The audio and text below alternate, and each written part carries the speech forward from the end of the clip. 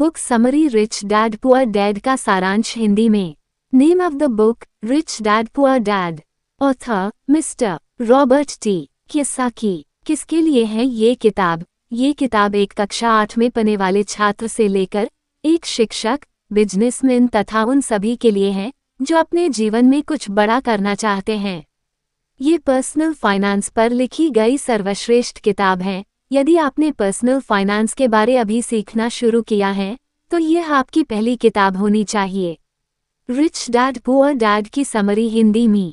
इस किताब के लेखक मिस्टर रॉबर्ट कियोसाकी कहते हैं कि उनके 2 पिता हैं, एक अमीर हैं जिन्हें वो रिच डैड कहते हैं और दूसरे गरीब हैं जिन्हें वो पुअर डैड कहते हैं। इस किताब में उन्होंने अपने दोनों पिता के विचारों से जो सीख ली है उसी के बारे में है, जैसे कि अमीर कैसे बना जाए, अमीर बनने के लिए क्या क्या करना पड़ेगा, लोग पैसा कमाने के बारे में कैसे सोचते हैं, पैसा कमाने की शुरुआत कैसे की जाए आदि। ये किताब लोगों के अंदर फाइनेंशियल अवेयरनेस, आर्थिक जागरूकता पैदा करेगी। आइए इस किताब की समरी देखते हैं। लेखक के एक पिता बहुत ही पढ़े लिखे थे, उन्होंने PhD भी करा था और उनके दूसरे पिता ने अपनी स्कूल की पढ़ाई भी नहीं पूरी करी थी। दोनों ही अपने अपने करियर में सफल थे। एक फाइनेंशियल पैसों की समस्या से जूझ रहे थे और दूसरे उनके शहर के सबसे अमीर व्यक्तियों में से एक थे। जब वे पैसे के बारे में बात करते थे तो दोनों के नजरिए भी अलग अलग थे। एक का मानना था कि पैसों के प्रति प्यार ही सभी प्रकार की समस्याओं की जड़ है और दूसरे का मानना था कि पैसों की कमी ही सभी समस्याओं की जड़ है। अब लेखक के बचपन में उनके सामने सबसे बड़ी दुविधा थी ये थी कि वो किसकी सुने, अपने रिच डैड की या पुअर डैड की, क्योंकि पैसों के बारे में दोनों के नजरिए पूरी तरह से अलग थे। हालांकि लेखक के दोनों पिता ही लेखक की भलाई चाहते थे। उनके पुअर डैड को हमेशा ये कहने की आदत थी कि हम ये नहीं ले सकते हैं, हम वो ले नहीं सकते हैं। वहीं उनके रिच डैड इस शब्द कभी भी उपयोग नहीं करते थे। उन्हें इस वाक्य से सख्त नफरत थी, यहाँ तक कि उन्होंने लेखक को भी इसका इस्तेमाल करने से मना कर दिया था। लेखक के रिच डैड कहते थे कि तुम अपने आप से पूछो कि तुम कैसे उस चीज को ले सकते हो।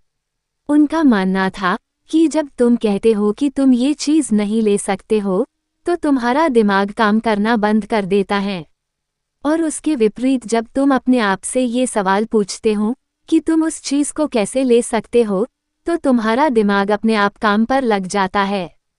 उनका ये कहना बिल्कुल नहीं था कि आप सब कुछ खरीदते चलो। उनका ये कहना था कि अपने दिमाग को हमेशा एक्टिव रखो, उसे काम पर लगाओ, जिससे तुम्हारे ब्रेन की एक्सरसाइज होगी और वह दिन ब दिन मजबूत बनता चला जाएगा। उनके पुअर डैड कहते थे कि कभी रिस्क मत लो और रिच डैड कहते थे कि रिस्क को मैनेज करना सीखो। उनके पुअर डैड कहते थे कि बहुत पढ़ाई करो और कॉलेज डिग्री लो और एक अच्छी सुरक्षित नौकरी ले लो। वही रिच डैड कहते थे कि पढ़ाई करो और पैसा कैसे काम करता है वो सीखो, पैसों के लिए काम मत करो बल्कि पैसों को तुम्हारे लिए काम पर लगाओ। 9 साल की उम्र में रॉबर्ट यानी कि लेखक ने डिसाइड किया कि वो अपने रिच डैड की सुनेंगे और उनसे पैसों के बारे में सीखेंगे और पैसों के मामले में वो अपने पढ़े लिखे पुअर डैड को फॉलो नहीं करेंगे। रियल में उनके पुअर डैड उनके सगे पिता थे जो बहुत पढ़े लिखे थे और टीचर को नौकरी करते थे, लेकिन वह पैसों के मामले में गरीब थे। वही लेखक जिसे अपना रिच डैड कहते हैं वो उनके दोस्त माइक के पिता थे, जिनके पास रॉबर्ट और उनका दोस्त माइक पैसे कैसे कमाते हैं वो सीखने के लिए जाते थे। रॉबर्ट के इस रिच डैड ने अपनी स्कूलिंग भी नहीं पूरी की थी, फिर भी वह शहर के सबसे अमीर लोगों में से एक थे और बाद में जाकर अमेरिका के सबसे अमीर व्यक्तियों में से एक बने। रॉबर्ट और माइक के कहने पर उनके रिच डैड उन्हें पैसे कैसे कमाते हैं सिखाने के लिए तैयार हो गए। उनके अमीर पिता ने उन्हें पैसों के बारे में कुछ बहुत ही महत्वपूर्ण बातें बताई जिनके बारे में हम आगे बात करेंगे। अमीर पिता ने उन्हें कहा कि आप कितना पैसा कमाते हो यह महत्वपूर्ण नहीं है, महत्वपूर्ण यह है कि कितना पैसा आप बचाते हो। बहुत सारे लोगों को यह नियम पता नहीं है, इसीलिए हम देखते हैं कि लाखों रुपए की लॉटरी जीतने वाला गरीब या मध्यम वर्गीय आदमी अचानक से अमीर तो बन जाता है, परंतु कुछ ही सालों अपनी पुरानी हालत पर आ जाता है क्योंकि उन्होंने बचाए नहीं सिर्फ खर्च किया। हम ये भी देखते हैं कि कोई खिलाड़ी जो 25-30 साल की उम्र में करोड़ों रुपए कमा रहा था, पर उसके 10-15 साल बाद उसके पास कुछ नहीं बचा है। वह बेघर हो गया है और उसे अपना खर्च चलाने के लिए बसें साफ करना पड़ रहा है। क्या आप उस खिलाड़ी का नाम बता सकते हैं? सोचिए जरा। लंबे समय में आप कितना पैसा कमाते हैं वो मैटर नहीं करता है, आप कितना पैसे आप बचाते हैं वो मैटर करता है। आइए इसे थोड़ा और डिटेल में देखते हैं। सबसे पहले आपको एसेट संपत्ति और लायबिलिटीज देनदारी क्या होता है उसे समझना होगा और उनके बीच का अंतर भी समझना होगा। रिच डैड ने उन्हें साधारण भाषा में समझाया कि एसेट आपकी जेब में पैसे डालते हैं, वही लायबिलिटीज आपकी जेब से पैसे निकालती हैं। यदि आपको अमीर बनना है तो आपको एसेट खरीदने होंगे और यदि आपको गरीब और मध्यम वर्गीय बनना है तो आपको लायबिलिटीज खरीदने होंगे। कोई भी अमीर आदमी पढ़ा लिखा हो या न हो, लेकिन वो फाइनेंशियली लिटरेट आर्थिक रूप से पढ़ा लिखा जरूर होता है, यानी पैसा कैसे काम करता है यह उसे जरूर पता होता है। पैसा कैसे काम करता है ये किसी भी स्कूल और कॉलेजेस में भी नहीं सिखाई जाती हैं। हर आदमी का एक इनकम स्टेटमेंट, आय विवरण, बैलेंस शीट और कैश फ्लो पैसे का बहाव होता है। इनकम स्टेटमेंट में दो भाग होता है, एक इनकम कमाई और दूसरा एक्सपेंसेस खर्चा। यह आपको बताता है कि आपने कितने पैसे कमाए हैं और कितने खर्च किए हैं तथा सब खर्च निकालने के बाद आपके पास कुल कितना पैसा बचा है, कुछ बचा भी है या नहीं।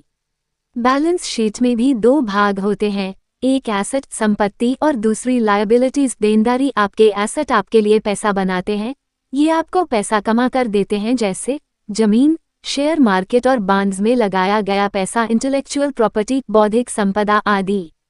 लायबिलिटीज का मतलब देनदारी, जैसे घर का या कार का लोन, क्रेडिट कार्ड का लोन आदि। नीचे दिए गए डायग्राम में एरोस तीर हमें कैश फ्लो यानी पैसों का बहाव बताती हैं कि आपके पास पैसा कैसे व कहां से आ रहा है और वह कहां व कैसे बाहर जा रहा है। गरीब आदमी का कैश फ्लो। गरीब आदमी का कैश फ्लो कुछ ऊपर डायग्राम जैसे होता है, मतलब गरीब आदमी के पास कमाई का स्रोत सिर्फ वेतन होता है। उनका लगभग पूरा पैसा कर, घर का किराया, खाना, कपड़े आदि में चला जाता है। महीने के अंत में अधिकतर इनके पास न के बराबर पैसा बचता है या कुछ नहीं बचता है। अब गरीब आदमी की बैलेंस शीट देखते हैं। गरीब आदमी का एसेट्स का कॉलम हमेशा खाली रहता है। वो इसलिए होता है क्योंकि उनके पास महीने के अंत में कुछ नहीं बचता है। यदि बचता भी है तो वो उसे एसेट्स में नहीं लगाते हैं, बल्कि वह उसे टेलीविज़न आदि जैसे मनोरंजन साधन खरीदने में खर्च कर देते हैं। ऐसा इसलिए होता है क्योंकि उन्हें किसी ने एसेट्स के बारे किसी ने बताया नहीं होता, न ही स्कूल में, न माँ बाप ने और न ही दोस्तों ने। लायबिलिटीज वह खरीद नहीं पाते हैं क्योंकि उनके पास उतने पैसे बचते ही नहीं है। आइए अब मध्यम वर्ग के आदमी का कैश फ्लो देखते हैं। मध्यम वर्ग के आदमी का कैश फ्लो मध्यम वर्गीय लोगों का एक सेट पैटर्न होता है। जिनकी जल्दी में शादी हुई है वह पहले किसी नए शहर में किराए पर रहने लगते हैं, फिर खुद का नया घर लेने के बारे में सोचते हैं और नया घर लेने के बाद वो फर्नीचर लेते हैं। फिर जैसे जैसे इनकी आय बढ़ती जाती है वो वैसे वैसे वो कार और कुछ दूसरा सामान लेने लगते हैं। फिर उनका लायबिलिटीज का column home loan, car loan आदि से भर जाता है। इसके बाद लोन की किस्तों के वजह से उनका खर्चा बढ़ता है और उनकी पूरी सैलरी उनके मासिक खर्चे में ही चली जाती है। इस प्रकार उनका पूरा एसेट्स का कॉलम खाली ही रह जाता है। आइए अब अमीर आदमी का कैश फ्लो देखते हैं। अमीर आदमी का कैश फ्लो। अमीर आदमी के एसेट उनके लिए पैसा कमाते हैं। लेखक के गरीब पिता का लगभग सारी सैलरी उनके मासिक खर्चे में ही चली जाती थी और उनके अमीर पिता कई सालों से एसेट में पैसा लगा रहे थे, जिसके कारण उनका एसेट कॉलम उनकी लायबिलिटीज से बहुत बड़ा हो चुका था, जो अब उनके एसेट उनके खर्चे से ज़्यादा पैसे बना रहे थे। लेखक के अमीर पिता भले ही पढ़े लिखे नहीं थे, लेकिन वो पूरी तरह से फाइनेंशियली लिटरेट थे और पैसा काम कैसे करता है उन्हें ये बहुत ही अच्छी तरह से पता था। चाहे आदमी गरीब हो या अमीर, उसे पैसे तो कमाना आता है, लेकिन उसे पैसे को मैनेज करना नहीं आता है। उन्हें बहुत हार्ड वर्क करना तो आता है, लेकिन अपने पैसों से हार्ड वर्क करवाना नहीं आता है। वो बस खुद ही काम करते रहते हैं, अपने पैसों को काम पर नहीं लगाते हैं। जैसे जैसे उनकी कमाई बढ़ती है उसी के अनुपात में उनके खर्चे भी बढ़ते रहते हैं और उन्हें लगता है कि ज़्यादा पैसे आने से उनकी सारी समस्या का समाधान हो जाएगा, इसलिए वो लगातार अपनी सैलरी बढ़ाने के लिए मेहनत करते रहते हैं, चाहे उनका वेतन कितना भी बढ़ जाए, और उनकी आर्थिक समस्या कभी खत्म नहीं होती है। वो ये कभी नहीं समझते हैं कि उनकी असली समस्या ये है कि उनके पास जो पैसा है उसे वो खर्च कैसे कर रहे हैं, उसका उपयोग कैसे कर रहे हैं। और यह समस्या फाइनेंशियल इलिटरेसी की वजह से है।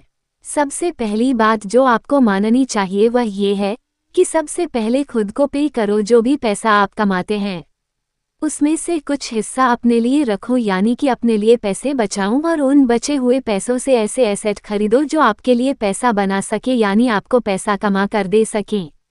अमीर और गरीब लोगों में सबसे बड़ा अंतर यह होता है कि गरीब लोग पहले सब पैसे खर्च कर लेते हैं, फिर आखिर में अपने लिए रखने का सोचते हैं, जिसकी वजह से ज़्यादातर समय वह अपने लिए कुछ भी नहीं बचा पाते हैं और अंत में नहीं वह उसे किसी एसेट में निवेश कर पाते हैं।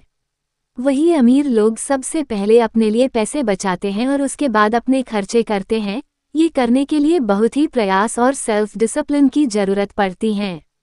कई बार आपके सामने कुछ आर्थिक समस्या आएगी, फिर भी आपको सबसे पहले खुद को ही पे करना है और उसे बचाना है। जब आप अपने ऊपर सेल्फ डिसिप्लिन करना सीख जाएंगे तो समझ लीजिए कि आपने अमीर बनने की तरफ अपना पहला कदम बढ़ा लिया है। जो लोग सबसे पहले खुद को पैसे देते हैं उनका कैश फ्लो कुछ इस तरह का होता है। जैसे जैसे आप अपने लिए पैसे बचाकर उसे एसेट में निवेश करेंगे वैसे वैसे आपकी कमाई के स्रोत बढ़ते जाएंगे। जो लोग सबसे पहले खुद को पैसे नहीं देते हैं उनका कैश फ्लो कुछ इस प्रकार का होता है। आप ऊपर बहुत ही आराम से दोनों कैश फ्लो के बीच का अंतर देख सकते हैं। खुद को पहले पे करने वाले आदमी के एसेट का कॉलम कभी बढ़ चुका है, जिससे वह अपने अन्य खर्चे देखता है और उसमें जो बचता है उसे वो फिर से एसेट में ही निवेश करता है, ताकि उसे अपने वेतन पर ही पूरी तरह से निर्भर न रहना पड़े। वहीं पर पहले खर्च करने वाले आदमी की सारी सैलरी उसके खर्च में ही निकल जाती है और उसके पास न के बराबर पैसे बचते हैं या नहीं बचते हैं, जिससे वह अपने एसेट कॉलम को नहीं भर पाता है। यहाँ सबसे महत्वपूर्ण बात यह निकल कर आती है कि अमीर लोग सबसे पहले एसेट वाले कॉलम पर फोकस करते हैं और गरीब लोग इनकम स्टेटमेंट पर फोकस करते हैं। अमीर लोग अपना पैसा को बिजनेस, शेयर, सरकारी बॉन्ड और रियल एस्टेट में निवेश करते हैं। वो कई और जगह भी पैसा लगाते हैं जहां से उन्हें एक रेगुलर इनकम मिलती रहे। उनका यह निवेश उनके लिए एसेट हैं जो उनके लिए पैसा कमाते हैं। जो एसेट आपको पसंद हैं, आपको उनमें निवेश करना चाहिए। आपको ये पता करना चाहिए कि कौन कौन से एसेट की श्रेणियां आपको अच्छी लगती हैं। उसके बारे में बहुत ही गहराई में जाकर अध्ययन करना चाहिए, जानकारी लेनी चाहिए, जैसे वह आगे आने वाले समय में किस प्रकार का आपको मुनाफा दिलाएगी, उस एसेट से कोई अन्य स्रोत भी बन पाएगा या नहीं। लेखक को बिल्डिंग और जमीनें बहुत पसंद हैं, इसके अलावा उन्हें इसकी गहरी समझ भी है, इसलिए वो इसमें ज़्यादा से ज़्यादा निवेश करते हैं। उन्हें छोटी कंपनियों में भी काफ़ी जांच परख करके निवेश करना पसंद है। यहाँ पर एक और महत्वपूर्ण बात यह है कि अमीर लोग महंगे बंगले, आभूषण, बड़ी गाड़ी आदि लग्जरी की चीज़ें आखिर में खरीदते हैं। सबसे पहले वो एसेट्स खरीदते हैं जहां से उन्हें कमाई होती है, और इसी जगह पर गरीब और मध्यम वर्ग के लोग लग्जरी चीजें पहले खरीदते हैं। अमीर लोग सबसे पहले अपना एसेट का कॉलम मजबूत करते हैं, फिर उस एसेट से मिलने वाली कमाई से वह अपने लिए लग्जरी का सामान खरीदते हैं। अगर उन्हें कोई महंगी चीज़ खरीदनी है तो वह पहले सोचते हैं किस तरह से अपने एसेट कॉलम को मजबूत किया जा सकता है, जिससे एसेट से मिलने वाली कमाई बढ़ेगी और उस कमाई से वह उस महंगी चीज़ को खरीदेंगे। वो लगातार अपने दिमाग का उपयोग करते हैं, उससे एक्सरसाइज करवाते हैं, जिससे उन्हें पैसे कमाने के नए नए विचार मिलते रहते हैं। इस तरह वह लग्जरी का सामान खरीदने से पहले वह अपनी कमाई तथा उसके स्रोत बढ़ाने के बारे में पहले सोचते हैं। वहीं पर अन्य लोगों का एक ही कमाई का स्रोत होता है, वह है नौकरी, और जब वो कोई लग्जरी का सामान खरीदते हैं तो उनका पूरी आर्थिक स्थिति बिगड़ जाती है। जिन गरीब या मध्यम वर्गीय लोगों की लॉटरी लगती है वह भी अपनी एसेट पर निवेश करने के बजाय खर्च बढ़ाते जाते हैं। इस तरह कुछ साल के बाद फिर से अपनी पुरानी आर्थिक स्थिति पर आ जाते हैं। यहाँ पर इनकम समस्या नहीं है, समस्या ये है कि उसका प्रबंधन यानी मैनेजमेंट, यानी कि आप किस तरह आप उन पैसों का उपयोग कर रहे हैं। अमीर लोग और अमीर बनते जा रहे हैं, गरीब लोग और गरीब बनते जा रहे हैं और मध्यम वर्गीय लोग संघर्ष कर रहे हैं। क्योंकि पैसों के बारे में हमारे यहाँ स्कूल, कॉलेज और घरों में नहीं सिखाया जाता है। हमारे स्कूल और कॉलेज में हमें सिर्फ प्रोफेशनल स्किल के बारे में सिखाया जाता है, हमें फाइनेंशियल स्किल के बारे में नहीं सिखाया जाता है। इसलिए आज डॉक्टर्स, इंजीनियर्स, मैनेजर्स और पायलट्स आदि जिन्होंने अपने स्कूल और कॉलेज में अच्छे मार्क्स लाए थे, वो आज अच्छी सैलरी होने के बाद भी फाइनेंशियली स्ट्रगल कर रहे हैं। आपके पास हमेशा मल्टीपल इनकम सोर्सेस, आय के कई स्रोत होने चाहिए। अधिकतर लोगों का एक ही कमाई का माध्यम होता है, जो कि उनकी सैलरी है। वह कहते हैं कि वह बहुत सुरक्षित जीना चाहते हैं, इसलिए वह अपनी सैलरी पर ही निर्भर रहते हैं। पर वह ये नहीं समझ पाते हैं कि एक ही कमाई के स्रोत पर निर्भर रहना कितना बड़ा जोखिम, रिस्क है। इनकम सोर्स 3 प्रकार का होता है। ऑर्डिनरी मतलब आपकी सैलरी। पैसिव मतलब रियल स्टेट आदि से कमाया गया पैसा, यानी जहां से आपके न रहने और न ध्यान देने पर पैसा आए। पोर्टफोलियो मतलब शेयर बाजार और सरकारी बॉन्ड से कमाया गया पैसा। आज के समय में दुनिया के सबसे अमीर आदमी अमेज़न के संस्थापक श्री जेफ बेजोस और दुनिया के सबसे महान निवेशक Shri Warren Buffett portfolio income की वजह से अमीर बने हैं। वहीं अगर बात करें अमेरिका के राष्ट्रपति श्री डोनाल्ड ट्रंप और इस किताब के लेखक श्री रॉबर्ट के की, तो वो पैसिव इनकम की वजह से अमीर बने हैं। लेखक के रिच डैड हमेशा कहते थे कि तुम्हें अपने ऑर्डिनरी इनकम सोर्स को जल्द से जल्द पैसिव इनकम या पोर्टफोलियो इनकम में बदलना चाहिए, यानी अपना पूरा ध्यान एसेट का कॉलम बढ़ाने पर देना चाहिए। लेखक के रिच डैड हमेशा कहते थे कि तुम्हें अपने ऑर्डिनरी इनकम सोर्स को जल्द से जल्द पैसिव इनकम या पोर्टफोलियो इनकम में बदलना चाहिए, यानी अपना पूरा ध्यान एसेट का कॉलम बढ़ाने पर देना चाहिए। अगर आपके पास अच्छे अवसर, अपॉर्चुनिटीज आ रहे हैं, लेकिन आपके पैसा ही नहीं है, या अवसर आपके सामने है लेकिन आपको दिख नहीं रहा है, तो उसका मतलब है कि आपके पास फाइनेंशियल इंटेलिजेंस नहीं है। दिमाग हमारा सबसे पावरफुल एसेट है। अगर उसे हम अच्छे से ट्रेन करते हैं तो आपको कई अच्छे अवसर ढूंढने में और अच्छे अवसर उत्पन्न करने में मदद मिलेगी, जिससे आप बहुत अच्छी कमाई कर सकते हैं। Focus on learning not earning. आपको लर्निंग पर फोकस करना होगा, अपने दिमाग को फाइनेंशियली ट्रेंड करना होगा। आपका माइंड फाइनेंशियली ट्रेंड होगा तभी वह नए फाइनेंशियल अवसरों को देख पाएगा। कोई भी चीज़ सीखते हुए आपको अपना माइंड खुला रखना चाहिए। आज के समय में बहुत सारे लोग जब उनके सामने कोई नया विचार आता है तो उसे सही से नहीं सुनते हैं या अनसुना कर देते हैं। वहीं पर जो सही में बुद्धिमान होते हैं वह नए विचारों का खुले मन से स्वागत करते हैं, उसे तुरंत नोट कर लेते हैं। वह बोलने से ज़्यादा सुनने पर फोकस करते हैं। आज के समय में जो अलग अलग एसेट्स हैं, जैसे कि जमीन, शेयर बाजार, सरकारी बॉन्ड, नए बिजनेस आदि, आपको किसी में भी निवेश करने से पहले अपना दिमाग खुला रखकर उसका अध्ययन, स्टडी करना होगा। जो लोग लर्न की जगह अर्न पर फोकस करते हैं वह पैसा तो कमाते हैं लेकिन उसे अच्छे से मैनेज नहीं कर पाते हैं। फिर आगे चलाकर किसी न किसी फाइनेंशियल समस्या में फंसते रहते हैं। फाइनेंशियल नॉलेज न होने की वजह से लोग अपने आसपास चल रही जल्दी से अमीर बनने वाली किसी योजना में किसी के कहने पर पैसा लगा देते हैं। फिर उसके बाद वह कंपनी उनका पैसा लेकर भाग जाती हैं। इसलिए लेखक के रिच डैड ने उनसे कहा कि पहले लर्निंग पर ध्यान देना चाहिए, बाद में अर्निंग पर। फाइनेंशियल लीयरिंग आजीवन चलने वाली प्रक्रिया है। जब भी तुमसे गलती होगी तो तुम उससे सीखो और अगले समय वह गलती न करो। गलतियों से बिल्कुल न डरो। जब कोई जीतने के लिए खेलता है तो उससे गलतियां होती हैं, लेकिन सबसे महत्वपूर्ण है कि उस गलती से सीखकर आगे अच्छा करना।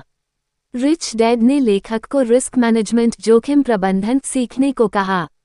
इस संदर्भ में मिस्टर वॉरेन बफेट ने कहा है कि risk comes from not knowing what you are doing. आप क्या कर रहे हैं, यदि आपको वह पता नहीं है तो वह जोखिम है। यदि आप गाड़ी चला रहे हैं और आपको गाड़ी चलाना ही नहीं आता है तो वह रिस्क है। इसको कम करने के लिए पहले आपको गाड़ी चलाना सीखना पड़ेगा। इसी तरह फाइनेंशियल रिस्क को भी फाइनेंशियल ज्ञान और स्किल डेवलप करके कम किया जाता है। इसलिए किसी भी एसेट में निवेश करने से पहले उसके बारे में सही से जानना और उसके बारे में स्किल होना बहुत जरूरी है। आइए हम आगे देखते हैं कि लेखक ने अपने फाइनेंशियल ज्ञान और स्किल का उपयोग करके कैसे पैसे बनाए। 1989 में रॉबर्ट अमेरिका में जहां रहते थे उसके पास के एक स्थान से गुजर रहे थे। वहां उन्होंने देखा कि वहां के अधिकतर घरों पर सेल के बोर्ड लगे हैं। उस समय अमेरिका में मंदी आ गई थी, शेयर बाजार टूट चुका था तथा वहां की रियल स्टेट का बाजार भी बहुत ही खराब हालत में था। उन्होंने देखा कि वहां पर एक घर के नोटिस बोर्ड पर बहुत दिनों से सेल का बोर्ड लगा हुआ था। तब वह उस घर के मालिक से मिले। उन्होंने उसके मालिक से पूछा कि यह घर कितने में बेच रहे हो। उसने कहा कि मैंने बहुत दिनों से इस घर को बेचने के लिए बोर्ड लगाया है, लेकिन कोई भी यह घर देखने के लिए और दाम पूछने के लिए नहीं आया, तो आप ही घर देख लो और मुझे इसका दाम बताओ। रॉबर्ट को वह घर बहुत पसंद आया और उन्होंने वह घर $20,000 में खरीद लिया। फिर उसके बाद उन्होंने उस घर में किराएदार रखे। 1-2 साल बाद जब उस स्थान पर रियल स्टेट का मार्केट बढ़ने लगा तो लोग उस स्थान पर घर खरीदने लगे। उस समय उन्होंने $20,000 में खरीदा घर $95,000 में बेच दिया। यहाँ ध्यान देने वाली बात है कि उन्होंने सिर्फ उस घर के दाम में ही मुनाफा नहीं कमाया बल्कि उसमें किराएदार रखकर भी उससे पैसा बनाया। उसके 1 महीने बाद फिर उन्हें एक अच्छा फ्लैट मिला जिसका मालिक जर्मनी का था। उन्हें उस एरिया के रियल स्टेट मार्केट के बारे ज़्यादा जानकारी नहीं थी, वह बस उस फ्लैट को जल्द से जल्द बेचकर जर्मनी जाना चाहते थे। अब लेखक उसके साथ मोलभाव करके वह फ्लैट भी खरीद लिया और 2 साल बाद लगभग 1.5 गुना दाम पर उसे बेच दिया। उन पैसों से फिर उन्होंने एक मंदी वाले एरिया में घर खरीदा और जब वो पर मंदी खत्म हुई तो उसे बेचकर अच्छा मुनाफा कमाया। इसकी मदद से वह बताते हैं कि कैसे कम पैसों को ज़्यादा पैसों में बदल सकते हैं। उसके लिए आपके पास उस एसेट से जुड़ा आर्थिक ज्ञान होना चाहिए, तभी आप अच्छे अवसर ढूंढ पाएंगे। लेखक को रियल स्टेट की जमीन, घर और छोटी कंपनी में निवेश करने में दिलचस्पी इंटरेस्ट है, इसलिए वह उसके बारे में ज्ञान इकट्ठा करते हैं, फिर अच्छे अवसर तलाशते हैं। आपको जिस एसेट में इंटरेस्ट है उसका अच्छा ज्ञान लीजिए, फिर उसमें निवेश करने के बारे में सोचिए।